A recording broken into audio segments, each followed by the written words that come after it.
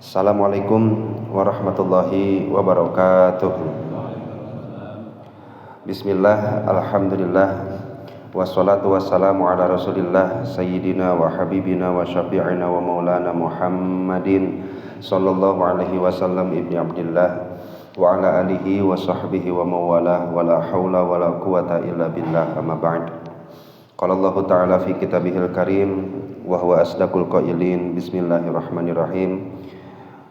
Wa idza sa'alaka ibadi anni fa inni qarib ujibu da'watad da'i idza da'ani falyastajibu li wal yu'minu bi la'allahum yarshudun.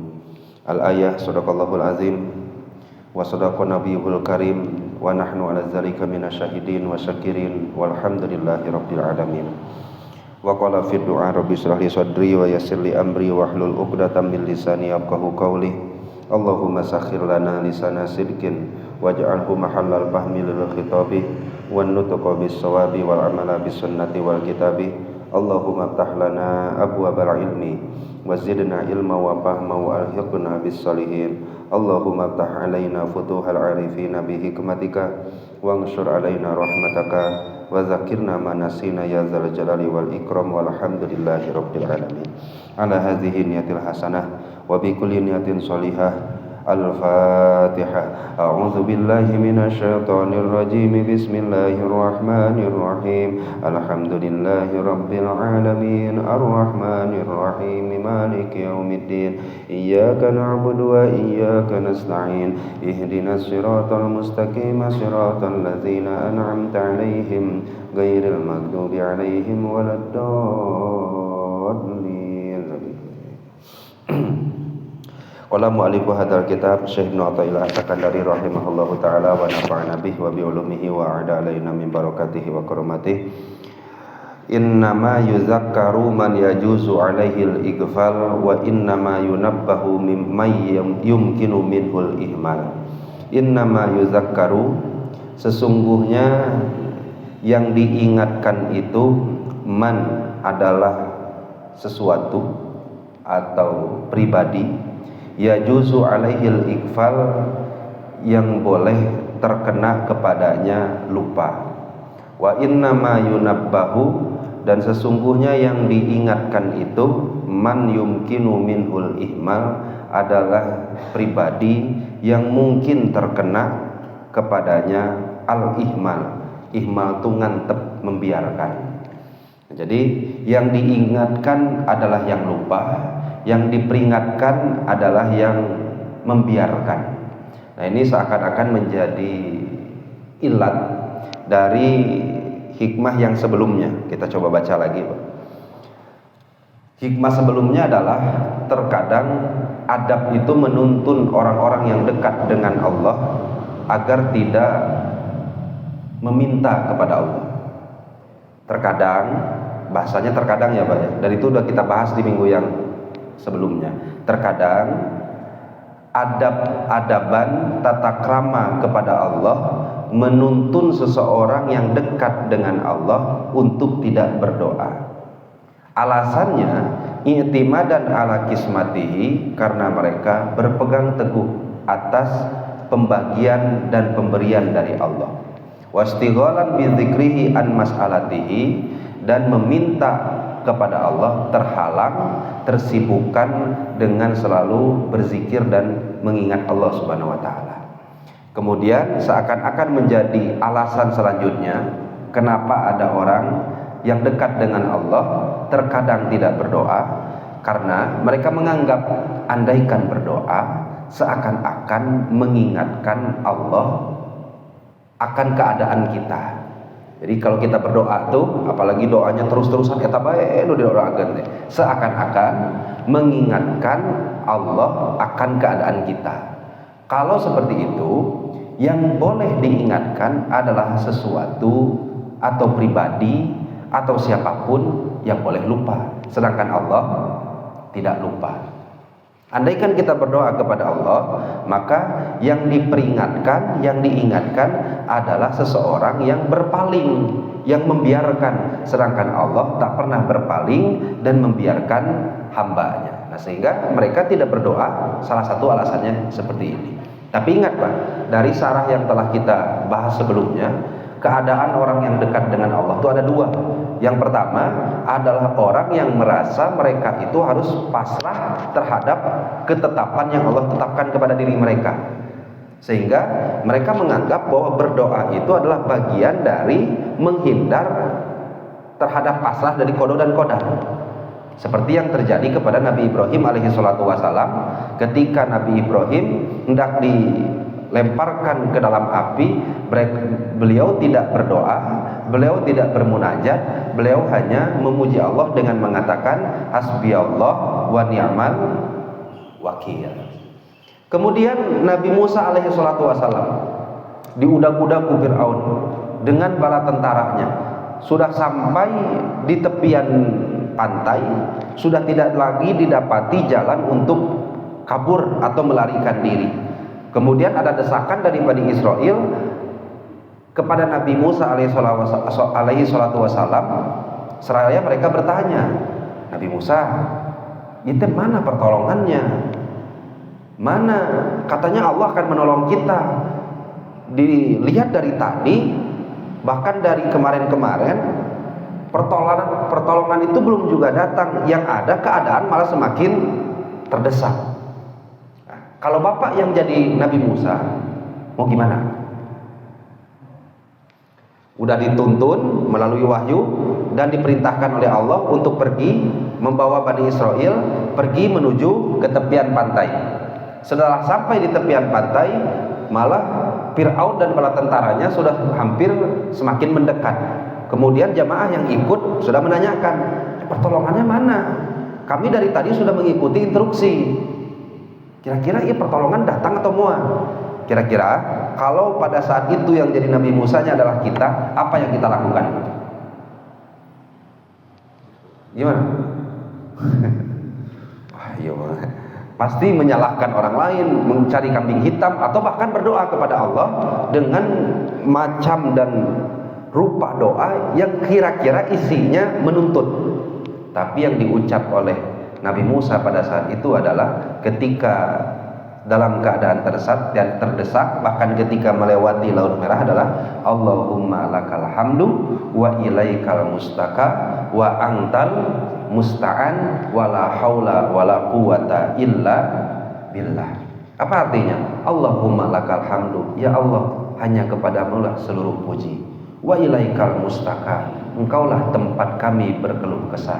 Wa antal musta'an, dan engkau adalah zat yang dimintai pertolongan. Wala haula wala quwata illa billah, tak ada daya, tak ada kekuatan kecuali semua kekuatan dan daya dari engkau ya Allah. Ada meminta apa? Enggak ada. Ada menuntutnya? Enggak ada. Yang ada cuma pasrah menerima qada dan qadar dari Allah Subhanahu wa taala. Nah, yang diobrolkeun teh ieu. Tapi kan ada juga kondisi di mana Nabi Muhammad alaihi salatu wasallam berada di pertempuran yang sangat dahsyat, yaitu perang Badar. Sampai-sampai kan pas pemilihan presiden sebelumnya itu sempat dipakai doanya ya banyak. Doanya teh, ya Allah, andaikan apanya bahasanya pokoknya kurang lebihnya kayak gini ya banyak. Andaikan pertolonganmu tidak datang, andaikan kami tidak dimenangkan, maka engkau tak akan pernah disembah lagi selamanya. Ada ya Pak ya? Doakan yang Rasul ketika perang seperti itu. Ya Allah, andaikan pertolongan itu tidak datang, andaikan kami tidak dimenangkan, maka lantu bada abadan, kira-kira bahasa teh, engkau tak akan pernah lagi disembah bahkan sampai yaumul kiamat. Itu gening doanya seperti itu. Bahkan isinya Rasulullah SAW di keadaan genting seperti itu malah berdoa. Atau mungkin doa-doa Nabi yang lain yang tercatut dalam Al-Quran. Kanjeng Nabi Zakaria sudah tidak punya lagi daya dan upaya, kulit sudah mulai melepuh, kulit sudah mulai mengkerut, tulang sudah mulai melemah, daya tahan tubuh sudah mulai berkurang.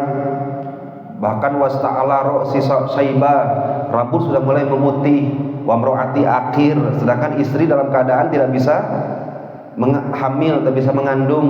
Ya punten, namun bahasa ayeuna memandul panginten.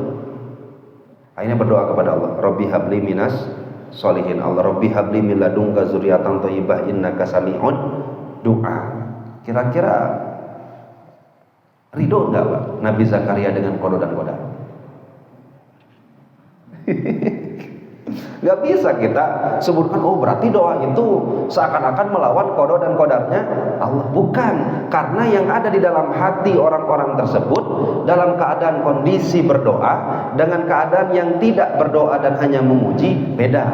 Orang yang memuji, yang ada di dalam hatinya adalah kepasrahan, ketundukan atas ketetapan Allah Subhanahu wa ta'ala. Sedangkan orang yang berdoa adalah di dalam hatinya mereka merasa butuh dengan pertolongan Allah. Mereka merasa dirinya tidak bisa berbuat apa-apa. Mereka kecil sekecil-kecilnya di hadapan Allah, yang tidak bisa lagi diungkapkan kefakirannya, kebutuhannya, kehinaan dan kerendahannya kecuali dengan menengadahkan tangan, memohon, bermunajat kepada Allah. Jadi cara terbaik yang dilakukan oleh hamba yang membukakan identitas kefakiran adalah berdoa. Ya, sehingga mereka berdoa bukan sekedar hanya menuntut hasilnya, tetapi mereka berdoa sebagai sarana menunjukkan bahwa mereka itu benar-benar butuh kepada Allah Subhanahu wa ta'ala. Beda nggak Pak kira-kira dengan doa kita? Kalau kita kan terkadang berdoa itu adalah menuntut dan mengharapkan hasil. Sedangkan doa-doa orang yang soleh adalah mereka berdoa sebagai ibarat, sebagai pertunjukan, sebagai pengungkap jati diri asli mereka yang memang benar-benar butuh kepada Allah Subhanahu wa ta'ala. Dan itu hanya bisa tercapai dengan cara berdoa kepada Allah. Jadi jangan salah paham ya Pak ya dengan ungkapan ini. Coba kita baca lagi Pak. Innama yuzakkaru man yajuzu alaihil iqbal. Kenapa enggak berdoa? Ya karena kalau saya berdoa seakan-akan mengingatkan, dan yang diingatkan itu adalah sesuatu atau pribadi yang lupa, sedangkan Allah tidak pernah lupa. Kenapa tidak berdoa? Karena berdoa itu seakan-akan mengingatkan. Yang diingatkan itu pasti orangnya yang telah membiarkan, sedangkan Allah tak pernah membiarkan hambanya. Benar atau tidak? Nah, jadi dua sisi ini sama-sama benarnya. Yang tidak berdoa ya karena mereka taslim, yang berdoa ya karena mereka fakir. Dan kedominanan rasa itu terkadang muncul timbul di dalam hati seseorang yang dekat dengan Allah. Tapi bapak itu bisa gagayaan, saya mau ngadoa, poe ayeuna marek taslim, nggak bisa. Kita nggak ngadoa, tapi kan pulang masjid itu udah dipikiran nya rezeki, yang rezekinya banyak. Nah, itu bukan seperti itu kasusnya di mereka ini. Kasusnya di mereka adalah keadaan hati mereka yang sudah terikat dengan perasaan bahwa seorang hamba sepatutnya di hadapan Allah adalah menerima keputusan dari Tuhannya. Sampai sini bisa dipahami. Tapi untuk lebih jelasnya coba kita teruskan lagi pembacaan syarahnya. Yang pertama, sebagian yang pasti tidak ada lagi keraguan bahwa andaikan seorang berdoa kepada Allah tujuannya untuk mengingatkan Allah, maka boro-boro jadi ibadah tentu jadi maksiat. Boro-boro jadi ibadah tapi ieu mah maksiat. Jadi jangan sampai ya Allah ini mana nuntut dia mengemutan abi teh enjing teh bade bayaran murang kali enggak ada ngingetkeun. Atau ya Allah saya ini mengingatkan bahwa tanggal 10 orang tua saya akan masuk ruang operasi dan akan anu mohon ya Allah untuk disembuhkan. Kejeng kudu diemutan. Kalau yang diingatkan berarti tuduhan dari kita bahwa Allah lupa, udah maksiat, nggak ada ibadahnya, jauh dari kategori ibadah. Andaikan juga ada orang yang berdoa dengan tujuan untuk mengingatkan juga, memperingati Allah, seakan-akan Allah itu membiarkan dia dalam kesengsaraan dan tertimpa musibah. Tentu itu juga bagian dari su'ul adab kepada Allah Subhanahu wa ta'ala. Jadi dua ya Pak ya, jangan sampai ada di dalam doa kita. Satu, jangan sampai tujuan mengingatkan. Yang kedua, jangan juga sampai bertujuan untuk memperingatkan Allah, memperingati Allah, mengingatkan atau memperingati Allah. Kenapa? Karena diingatkan pasti lupa, kalau diperingati pasti membiarkan. Dan Allah mustahil punya sifat lupa dan membiarkan. Terus timbul pertanyaan, ya terus kita berdoa, tujuannya atau mungkin metodenya yang terbaik seperti apa? Dan mudah-mudahan ini pun menjadi salah satu jawaban bagi kita yang telah mengkaji kemarin bahwa doa itu tidak bisa jadi sebab akan terciptanya akibat yang akan datang, karena akibatnya sudah dirancang jauh-jauh hari. Sehingga mungkin kita berdoa seakan-akan sekarang itu jadi hampa doa kita. Yang ini nggak akan mungkin menjadi akibat yang akan datang, karena doa ini sekarang, sedangkan ini ditetapkan dulu. Nah, sehingga mungkin doa kita serasa menjadi hampa. Dan ini insya Allah mudah-mudahan menjadi jawaban dari itu. Terus bagaimana metode terbaik berdoa yang mudah-mudahan itu termasuk dari apa yang disebutkan oleh Rasulullah, bahwa berdoa itu intisari dari beribadah. Yang pertama, innahu sabilu man ya'udu ila nafsih fayaro annahu ahlul limaqtillah wa ibtilaihi. Bahwa orang yang berdoa berkeyakinan penuh di dalam hati, melihat dirinya adalah hamba yang penuh dengan dosa, melihat dirinya adalah hamba yang bahkan berhak mendapatkan murka serta balahi dari Allah. Kita ketika berdoa yakin betul, Pak, yang tahu diri kita adalah diri kita sendiri. Ketika berdoa kita berkeyakinan penuh bahwa diri kita ini layak, pantas, bahkan berhak untuk mendapatkan murka serta balahi dari Allah. Apa sebabnya? Dua sekurang-kurangnya. Satu, perintah dikerjakan namun banyak kekurangannya, atau bahkan tidak mengerjakan perintah sama sekali. Satu, tidak mengerjakan perintah, atau bahkan mengerjakan perintah tapi banyak kurangnya. Yang kedua, berani melangkahkan diri untuk melakukan hal yang dilarang. Dan ini tak bisa dinafikan dari diri kita. Kita berkeyakinan ketika mau berdoa, diri kita ini adalah hamba yang dalam menyelesaikan tugasnya banyak kekurangannya. Ya atau tidak? Ya, itu bisa dinafikan. Hari di husu-husu gehese husu di rakaat pertama Allahu Akbar. Rakaat pertama paling banter nepi ka ruku itu udah hebat. Kadang-kadang Allahu Akbar kan pikiran udah melayang-layang gitu. Makanya sampai ruku saja sudah hebat. Komo-komo sampai parat rakaat yang pertama. Kira-kira susah atau sulit? Nah, dua nana susah atau sulit jawabannya hese. Nudah paling pas pisan kita. Memang susah. Dari setiap ibadah yang kita lakukan, boro-boro dari bab khusyuknya, terkadang syarat-syarat perpikihannya pun banyak yang kita langgar. Akhirnya kita mengakui dalam diri kita bahwa ya ibadah yang kita lakukan banyak kurang. Tapi tetap bersyukur ya Pak ya. Tetap bersyukur bahwa sekurang-kurangnya pun ibadah kita, Allah tetap menakdirkan kita sujud. Tetap bersyukur atas itu. Tapi kembali lagi ke kesadaran kita bahwa ya ibadah yang kita lakukan tuh masih banyak kurangnya dari sudut pandang kita mempersembahkan ibadah tersebut kepada Allah. Tapi dari sudut pandang Allah ke kita bersyukur karena kita diizinkan untuk tetap beribadah menyembah Allah Subhanahu wa ta'ala. Jadi nanti dominannya ada dua. Sebadah sholat kadang-kadang ada orang yang mengucapkan Alhamdulillah karena dominan sudut pandangnya Allah memberikan anugerah. Tapi ada juga orang yang sebadah sholat mengucapkan istighfar karena yang dominan di dalam hati adalah kekurangannya dalam ibadah. Kira-kira kita masuk yang mana? Atau nggak sholat langsung yang boleh nyentuh ke luar. Boro-boro ya istighfar, boro-boro ya alhamdulillah. Nggak punya sudut pandang kita orang yang seperti itu. Nah akhirnya kan setelah beribadah yang bersyukur ya wajar, setelah beribadah ya beristighfar ya wajar. Kenapa? Karena sudut pandang dan keadaan hati itu yang menuntunnya. Nah kemudian Setelah itu tercipta di dalam hati keyakinan seperti tadi, Pak.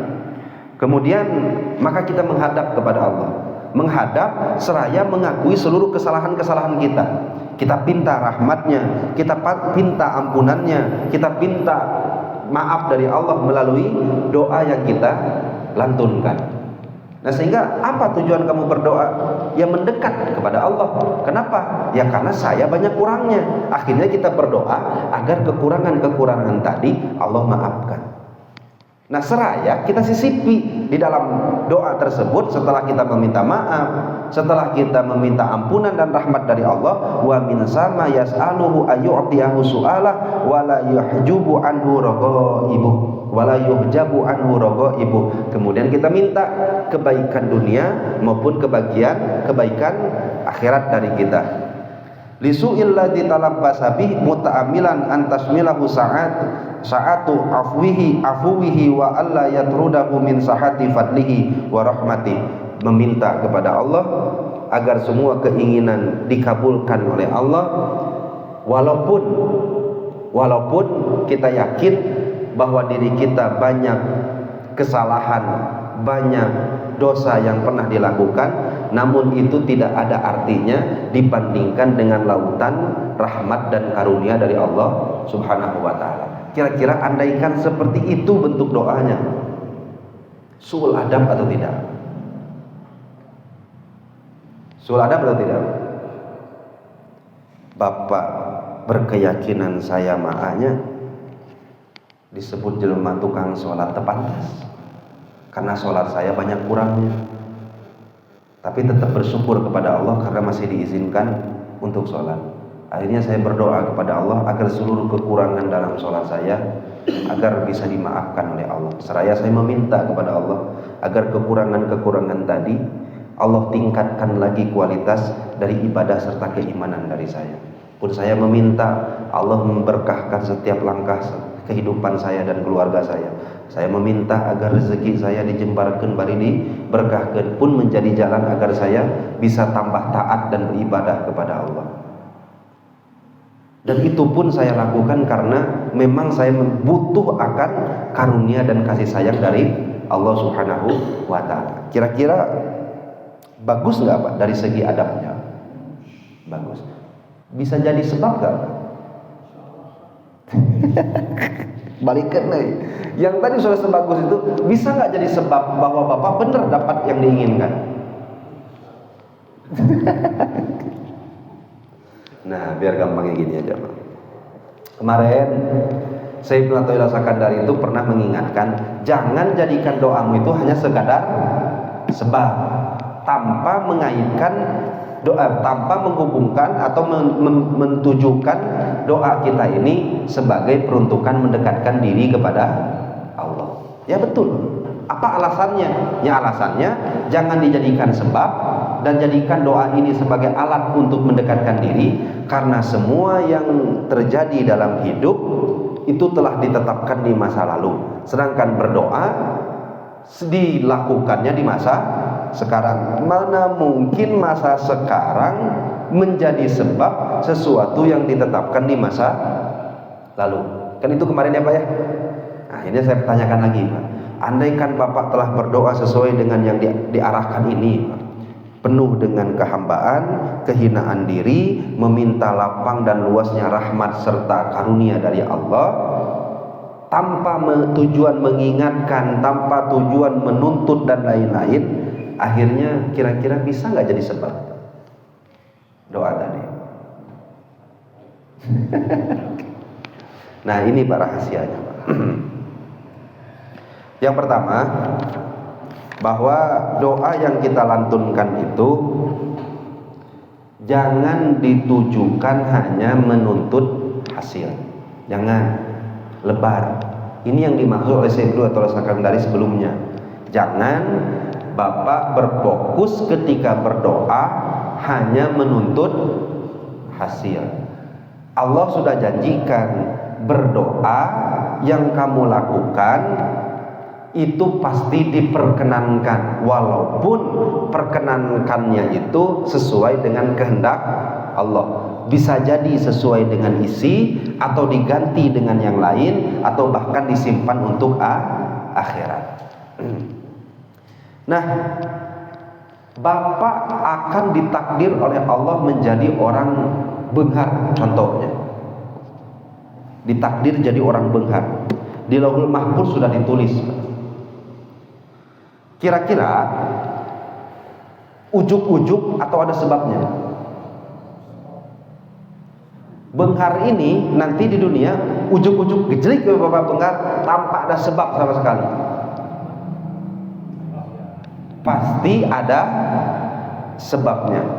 Boleh nggak kita menambah dalam keyakinan kita bahwa selain bahwa doa yang kita lantunkan ini menunjukkan kita butuh atas kasih sayang dan rahmat Allah, pun kita berkeyakinan mudah-mudahan doa kita ini termasuk dari jalan takdir yang telah Allah tetapkan untuk menuju ke sini. Boleh nggak? Bisa dipaham atau tidak? Sekali deh, iya mas, sekali deh. Ada orang ditakdir kaya, ulah doa atau kaya.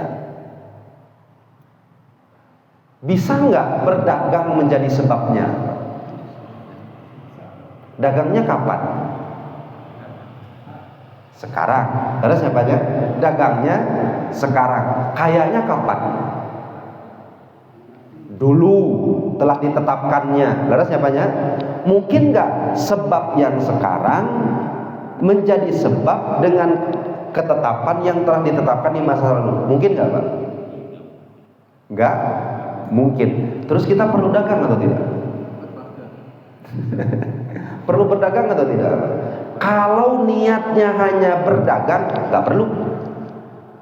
Tapi niat kita berdagang adalah mengerjakan perintah Allah, seraya berkeyakinan dalam hati, mudah-mudahan dagang ini menjadi jalan dan sebab yang telah ditetapkan oleh Allah menuju kekayaan. Boleh atau tidak? Boleh nggak kita ganti jadi doa? Boleh, orang nggak balikan deh pokoknya, supaya nanti doanya jangan sampai ada yang hambar lagi. Berdoa kau, ya Allah, sehat. Mungkin nggak sehat di depan, sehat nggak di depan? Ya keyakinan gue bapak teh sehat. Kenapa? Karena terkadang bahkan sudah menjadi kepastian kalau Allah menetapkan sehat di depan, pasti Allah buatkan juga jalan menuju sehatnya. Boleh nggak bahwa salah satu jalan yang ditetapkan oleh Allah menuju sehat itu adalah doa yang penuh kekhusyuan itu? Boleh juga nggak? Ya sudah, seperti itu saja. Jadi jangan semata-mata ketika berdoa kita rubah niatnya hanya melihat hasil, jangan. Nah, saya bacakan satu kaidah yang bahkan nanti dibahas juga oleh Syekh Ibnu Athaillah Sakandari. Dan ini mudah-mudahan jadi penyemangat juga bagi Bapak. Mata atlaqa lisanaka bisu'al. Ketika Allah menggerakkan lisanmu untuk meminta. Ketika Allah menggerakkan lisanmu untuk meminta, fa'lam annahu yuridu ayyu'tiyaka, maka yakini dalam hatimu Allah berkeinginan hendak memberimu.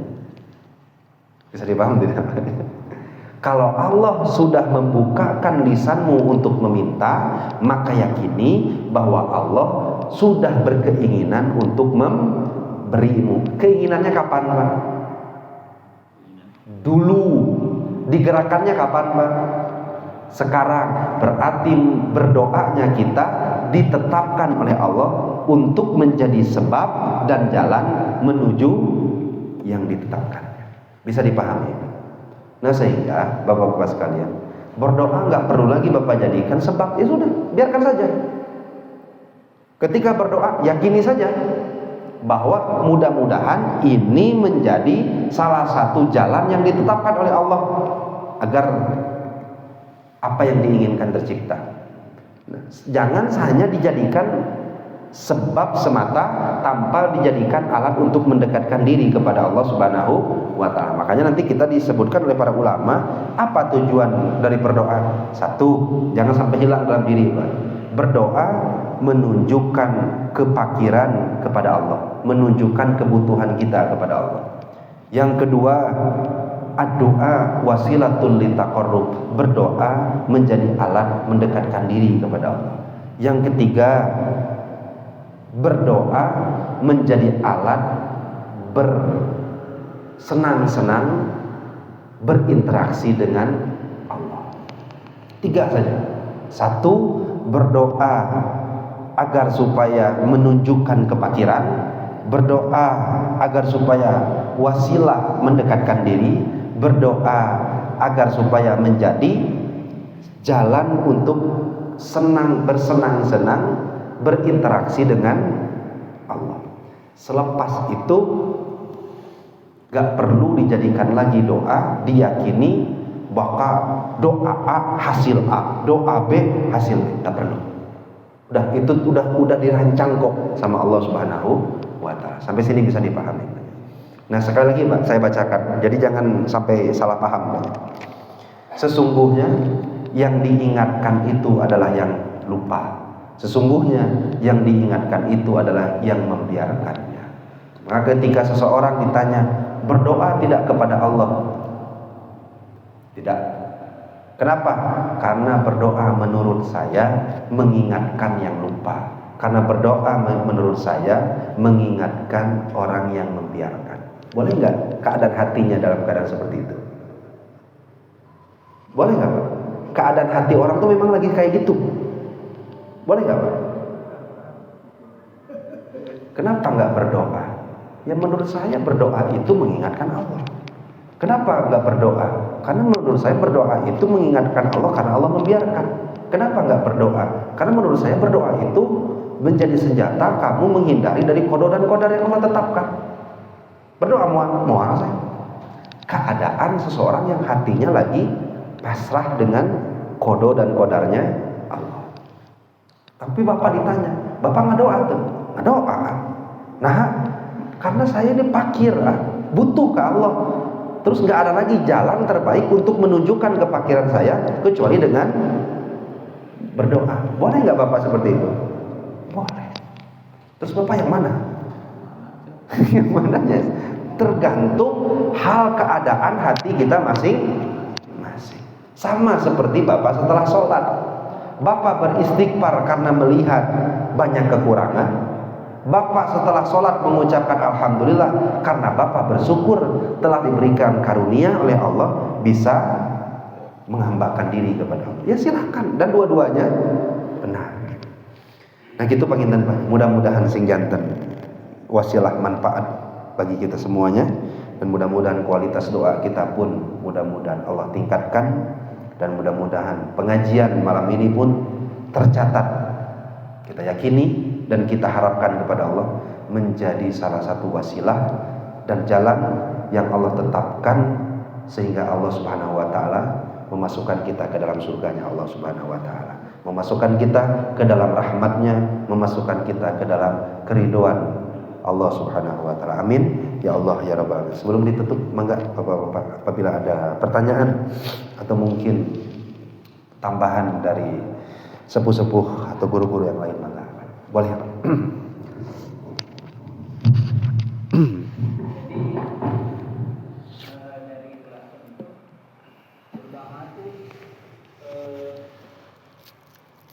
Apakah identik dengan memohon atau meminta sesuatu, atau sebagai implementasi kita beribadah? Jadi gimana Pak? Doa itu, kalau kita berdoa itu identik kita meminta dan memohon sesuatu lah, atau hanya sebagai implementasi kita beribadah? Dominannya. Iya. Dominannya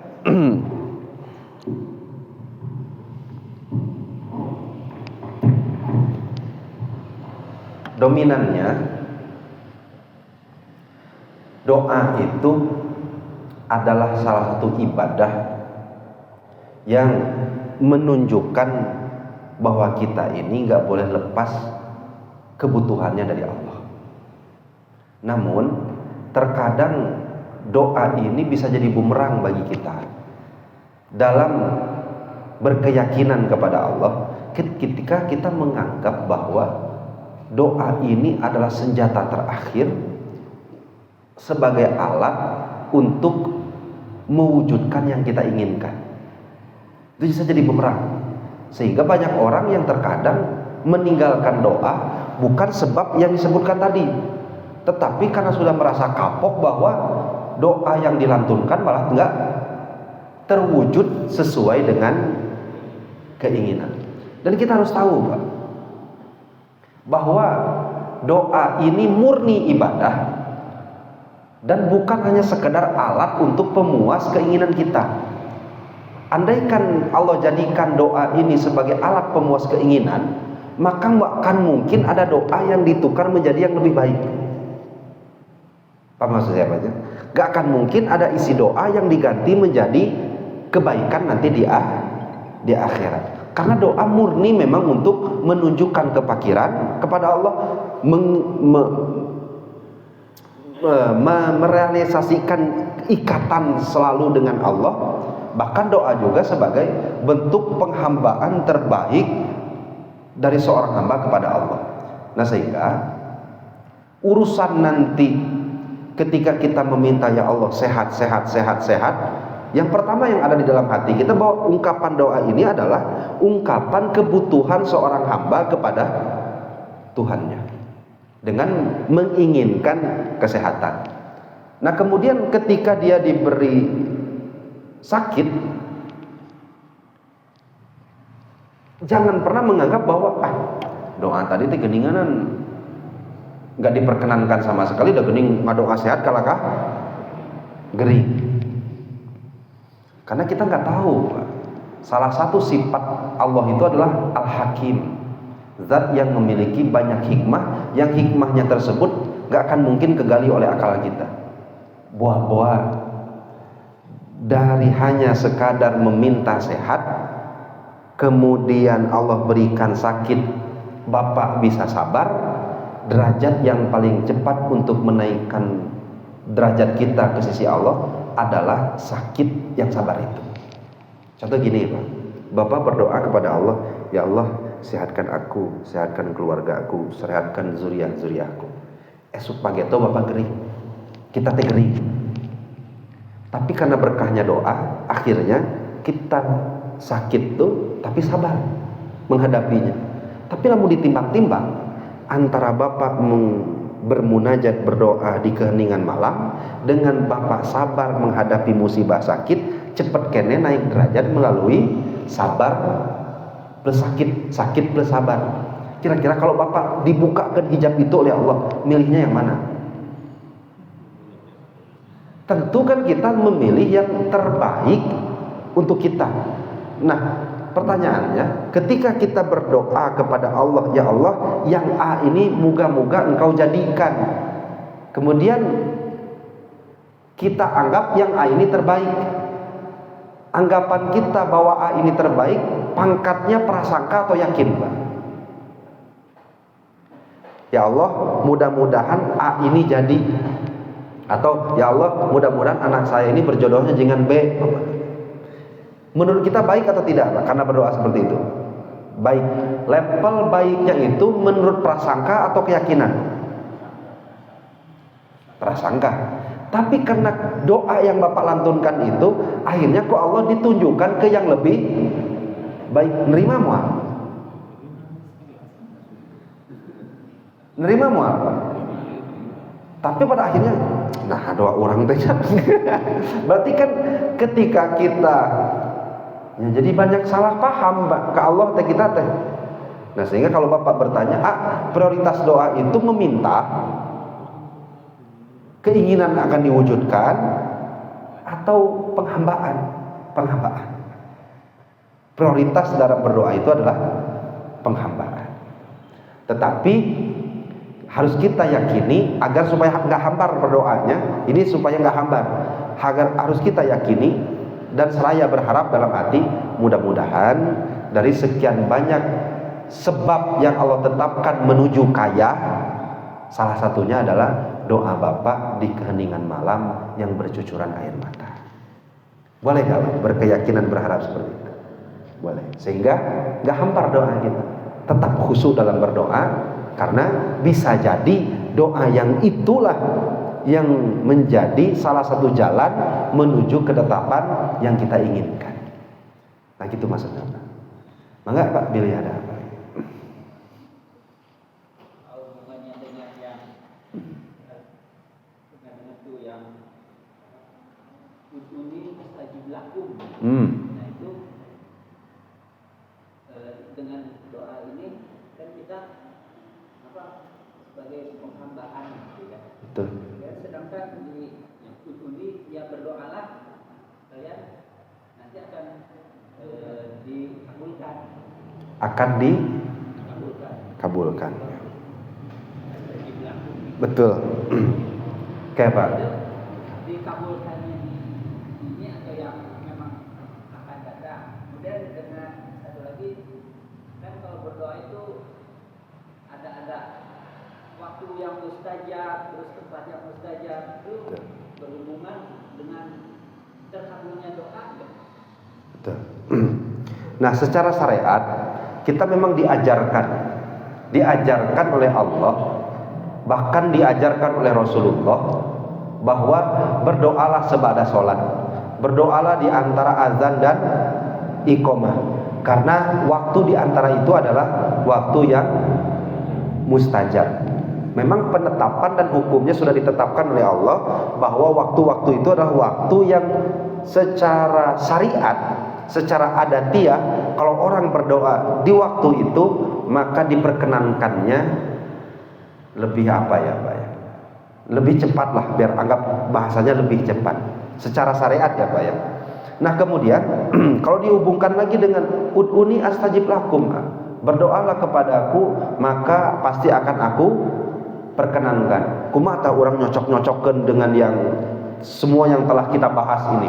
Yang pertama, ud'uni, perintah bukan? Perintah. Mungkin gak Allah memerintahkan sesuatu yang bukan ibadah? Berarti ud'u itu ibadah atau bukan? Oke. Ud'uni, berdoalah kepadaku. Berarti yang dituntut lebih dahulu kita atau Allah? Karena astajib janji. Ud'uni, berdoalah kepadaku maka pasti aku perkenankan. Maka tuntutan yang pertama itu kita atau Allahnya yang memperkenankan, Pak? Jadi kalau kita berdoa kemudian doa kita nggak diijabah, yang disalahkan tuh kita yang berdoanya dulu atau Allah yang menunaikan janjinya? Perintahnya ke siapa dulu? Ke kita. Makanya kata Sayyidina Athaillah Sakandari, ketika kita berdoa kemudian waktu pengijabahannya rada telat, jangan buru-buru nyalahkan Allah. Mungkin sebahagian adab-adab kita belum terpenuhi. Itu yang pertama. Artinya ud'u di sini adalah ibadah, perintah dari Allah Subhanahu wa taala. Nah, kalau dia ibadah, maka apakah hanya sekedar punten Pak? Bisa nggak Bapak logikakan bahwa ketika kita hanya sekadar ya Allah bengharkeun saya, itu bisa disebut ibadah? Hanya sekadar Bapak berdoa mengangkat kedua tangan kemudian mengucapkan ya Allah bengharkeun saya, ibadah lah yang seperti ini. Gak akan mungkin disebut ibadah kalau tidak ada keterikatan hati dalam melaksanakannya. Terus ya banyak. Nah kemudian ketika ucapan kita ya Allah bengharkan saya, hati kita ngapain? Hati kita pertama merasa diri kita ini pakir-pakirnya, sehingga menuntun kita untuk meminta. Itu yang pertama. Nah sehingga nanti dengan adanya perasaan dalam hati, keyakinan dalam hati, kita hamba yang fakir, kita melantunkan doa, gak perlu nanti diijabah, itu pun sudah ibadah. Laras dah Pak? Cuma kita sebagai manusia yang punya hawa nafsu nggak cukup di situ. Dah pinginnya mah ibadah ongko kahayang diturutan, begitu kok. Masalah kita mah kan gitu, pingin ini disebut dicatat dalam ibadah, kahayangnya hoyong diturutan. Sebutkan satu saja hadis atau Al-Quran yang menyebutkan kamu berdoa pasti aku perkenankan sesuai keinginanmu. Sebutkan satu, nggak ada. Ternyata kita sakit hati gara-gara paham kita sendiri. Balasnya banyak. Kebanyakan kita sakit hati bahwa kan saya sudah berdoa ya Allah, mana gening eta ud'uni as tajib lakumnya nggak terbukti. Kalau Allah balik ngejawab deh, emang pernah gitu saya nyebutkan kamu berdoa maka semua permintaanmu akan aku ijabah sesuai keinginanmu. Ada kayak gitu Pak? Enggak ada. Nah sehingga satu, ketika kita berdoa ya murni ibadah Pak. Murnikan saja ibadah, sehingga soal hasil kita ikut urus tuh Pak. Soal hasil kita ikut ngurusin tuh Pak. Nah, berarti bagian kita sampai ke hasil atau stop saja sampai ibadah? Udah, stop aja sampai ibadah, agar tidak terjadi sakit hati atau mungkin bisa jadi salah paham. Sampai sini bisa dipahami. Nah sehingga ya sudah, sholat duha akan benghar. Ya memang salah satu janji Allah adalah ketika orang sholat duha maka dia akan dibukakan rezekinya. Tapi kita pahamnya begitu, dah sholat duha mah benghar, benar? Leres tuh Pak. Akhirnya ada orang sholat duha tapi itu benghar-benghar. Ya salah ya hadisnya. Emang ayat itu nu nyebutkan hadisnya sholat duha nggak ada yang disebut sholat duha dibukakan rezeki. Dah sehat ya rezeki bukan? Jadi sebenarnya kita tuh salah paham atau salah kumaha ini tuh. Nah kebanyakan kita tuh sakit hati karena salah paham. Bisa dipahami. So, mudah-mudahan lah kita termasuk orang yang ada riwayat yang mengatakan bahwa ketika seseorang berdoa terus malaikat berkata ke Allah, ya Allah, ini orang baik, orang soleh, sudah berdoa sekian lama, kabulkan ya Allah, biarkan aku ingin senang dengar suaranya. Apakah ada berarti orang yang berdoa sekian lama gak dikabul-kabul karena Allah senang dengar suara kita? Betul Pak. Jadi gini Pak, salah satu keterangan yang pernah kita baca di belakang adalah ketika Allah cinta kepada hambanya, itu akan terjadi ketika hambanya ini sudah merasa tidak ada lagi yang bisa menjadikan sesuatu kecuali hanya Allah. Dia sudah tidak lagi berdaya, dia sudah tidak lagi punya kekuatan, sehingga yang dia minta adalah pertolongan hanya Allah saja, dan itu hanya bisa diungkapkan melalui doa. Sehingga doa yang dia lantunkan sudah sangat-sangat terbaik adabnya. Sudah tidak ada haulah, sudah tidak ada kuwata, yang di dalam dirinya adalah yang ada semua yang terjadi di alam dunia ini adalah dari Allah dan sebab Allah Subhanahu wa ta'ala. Berdoa, soleh berdoa. Kemudian ketika Allah melihat kesungguhannya dalam berdoa, khusyuk doa, sesuai dengan apa yang Allah perintahkan doanya, menunjukkan kefakiran, wasilah mendekatkan diri, kemudian sarana untuk berkomunikasi kepada Allah, mentawakalkan dan mempasrahkan hasil dari doanya, hasil dari cita-citanya dengan yang terbaik yang dipilihkan oleh Allah. Kemudian Allah jatuh cinta. Saking jatuh cintanya, akhirnya malaikat pun tenang. Muncara orang merada protes. Ya Allah, itu doana yang saya ayang benghar, tapi tadi benghar-bengharkeun, tapi soleh luar biasa. Doanya sudah sangat menggetarkan aras. Kabulkan ya Allah. Maka kata Allah, nggak mau, karena saya suka rintihannya dalam berdoa. Aku mencintainya aku mencintai rintihannya ketika dia meminta dan bermunajat kepadamu. Ada yang satu lagi. Kata Allah, tah mun saeta mah tah bere. Nu ngadoa eta mah. Nah kunaon? Karena kurang ajar, adab-adabanna eueuh. Kemudian saeta mah hayangna teh dituturkeun wae ka hayangna. Saking bencinya aku mendengar tangisan palsunya, sok ijabah saja doa. Sesuaikan saja keinginannya. Tetapi kan kita nggak disebutkan dalam hadis itu bahwa percakapan Allah Subhanahu wa taala hanya sekadar jangan mengijabah doa yang disesuaikan dengan keinginannya. Tapi kita nggak tahu bahwa ijabah Allah adalah yang lain dari itu. Satu, mungkin saja bentuk ijabah dari doa tersebut bukan yang diinginkan yang terjadi, tetapi kenikmatan seseorang dalam berdoa yang sudah mulai muncul. Bapak maunya yang mana? Jadi bengharna diwujudkan atau sholatnya yang dinikmatkan? Nyaduanana atuh.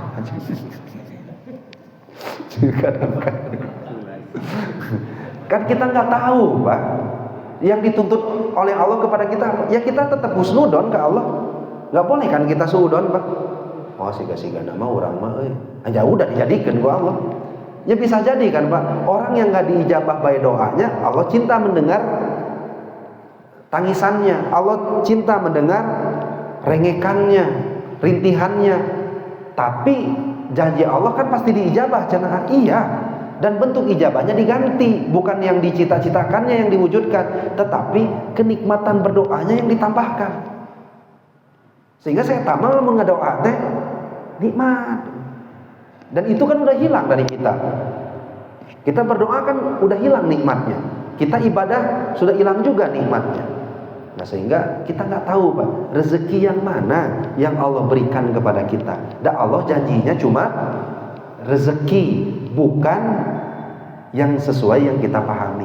Kan pernah juga kan banyak saya ceritakan bahwa Nabi Nuh juga pernah salah paham, apalagi kesalahpahaman itu pastilah terjadi di kita-kita ini. Gitu Pak gitu. Jadi bertabrakan tidak, Pak? Nabrak tidak? Dengan keterangan-keterangan sebelumnya? Tidak, sama sekali. Nah sehingga tetap berdoa, Pak. Tetap berdoa. Jadi doa ini dijadikan sebab, jangan. Sudah, doa ini adalah cara kita beribadah dan mendekatkan diri kepada Allah Subhanahu wa ta'ala. Diijabah sesuai keinginan, syukur. Tidak diijabah sesuai dengan keinginan, harus lebih syukur. Karena pasti diganti dengan yang lebih baik. Sampai sini bisa dipahami? Enggak, Pak? Cekap? Tanya deh. Kalau masih ada lagi nantilah sambil jalan aja. Mobil itu. Ini baru usuh jadi nyariosna rada pamang. Wabillahi taufiq wal hidayah wal afu minkum. Wassalamualaikum warahmatullahi wabarakatuh.